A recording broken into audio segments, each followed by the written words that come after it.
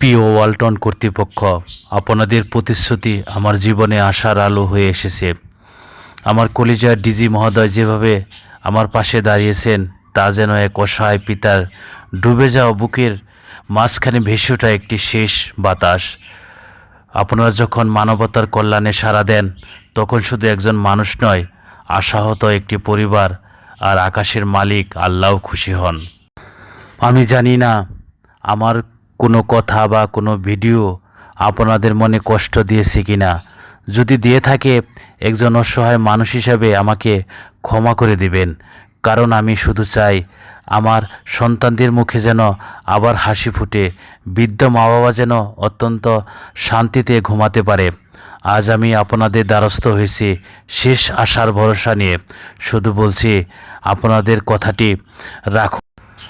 আপনারা যে সহানুভূতির কথা বলেছিলেন, আজ তা শুধু বাস্তবে প্রয়োগ করুন। আপনাদের একটু সহযোগিতায় আমার ভাঙা সংসার নতুন ভোরের সূর্য আমার পাশে দাঁড়ান, যেন এই কান্না আর দীর্ঘশ্বাসে গড়ে ওঠা একটি নতুন স্বপ্ন